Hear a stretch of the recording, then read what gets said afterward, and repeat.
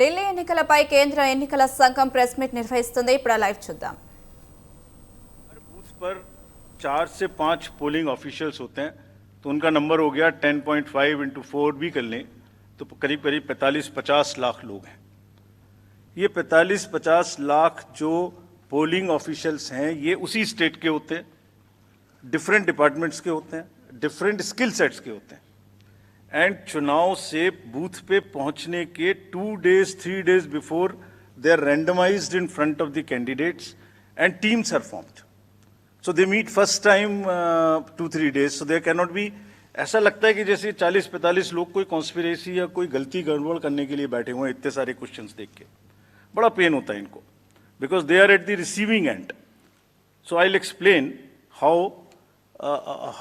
how this is not possible or what is the answer to this. I'll attempt answers to all these questions, and it is our duty. Actually, right to question is inbuilt in democracy. It's an inherent right. We respect this.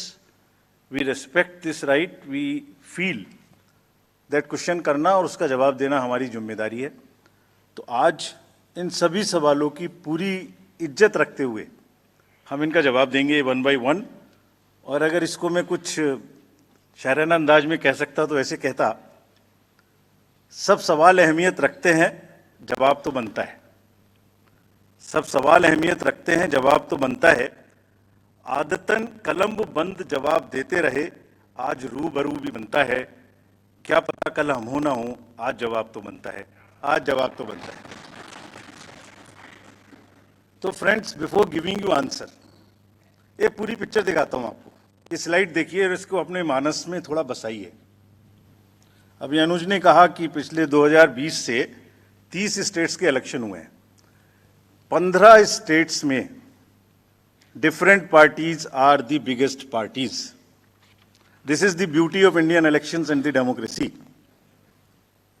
आप देखिए 2020 से state by state हमने दिखाया. This we are putting on social media. जैसे मैं आपसे बात कर रहा हूं तो आपके ग्रुप में ही आ जाएगा.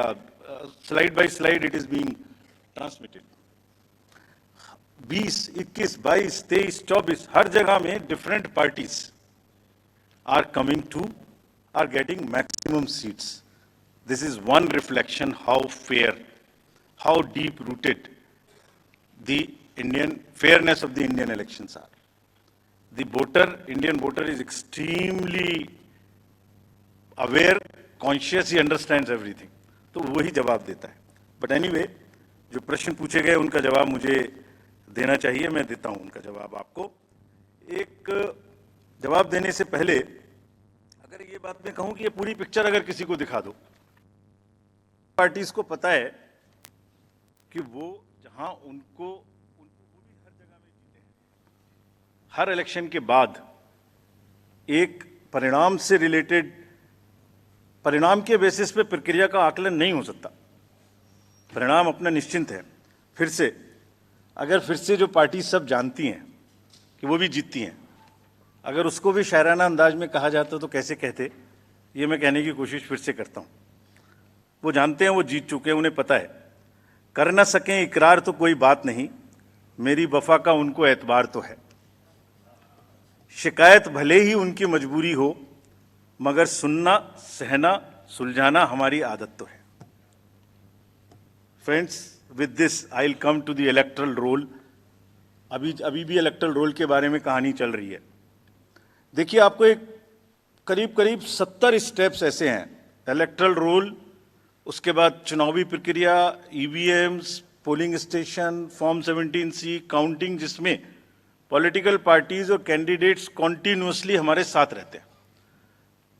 डिस्क्लोजर्स की जो मैं बात कहता हूं वो आज मैं आपको दिखा रहा हूं कैसे.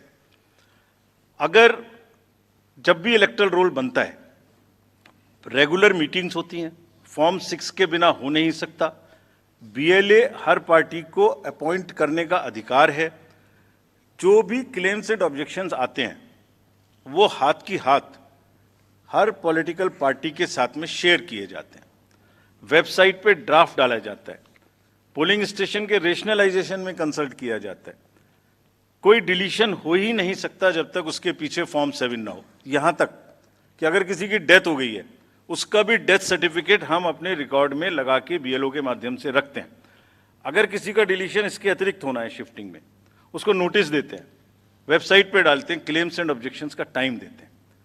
हमने मेहनत करके इस पूरी प्रक्रिया का एक चार्ट बनाया, मैं आपको दिखाना चाहता हूं वो चार्ट। नेक्स्ट देखिए, राइट साइड में आप देखेंगे अक्टूबर। So this is necessary for the nation to know. और दुनिया में और हिंदुस्तान में दूसरी कोई प्रक्रिया ऐसी नहीं है जिसमें हर साल आपके आइडेंटिटी का या आपके वोटर का किसी उस जैसी किसी चीज का एनुअल वेरिफिकेशन होता हो। अक्टूबर हर साल 1 जनवरी को एलिजिबल डेट मानकर एक सर्वे किया जाता है जिसको अक्टूबर में प्रारंभ होता है।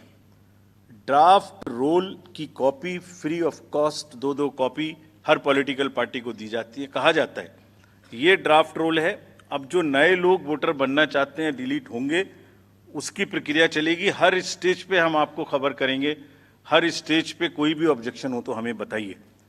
Please allow your appoint your BLA, let him go. हर विलेज में, हर पोलिंग स्टेशन पर जो भी ड्राफ्ट रोल है और जो ऑब्जेक्शंस हैं उनकी कॉपी पब्लिश की जाती है, सफिशिएंट अपॉर्चुनिटी दी जाती है। डिलीशन हो नहीं सकता जब तक कि पर्सनल हियरिंग ना हो जाए और उसका साथ में मौका ना दिया जाए। किसी पोलिंग स्टेशन पे 2% से ज़्यादा डिलीशन हो गए तो ईआरओ और एआरओ को जाके पर्सनली चेकिंग करनी है। So friends, it is a perfect system. अच्छा, हर साल होता है।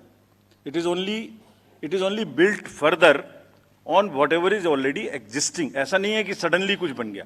और आप सोच के देखिए, जहाँ एक एक वोट की लड़ाई होती है, वहाँ पर किसी पोलिंग स्टेशन से या किसी कॉन्स्टिट्यूएंसी से आप लगातार 10,000, 20,000, 50,000 जैसे बोल दिया जाता है सडनली, ऐसे नाम काट दीजिए, तो वहाँ तो क्या सिचुएशन होने वाली है आप सब लोग जानते हैं।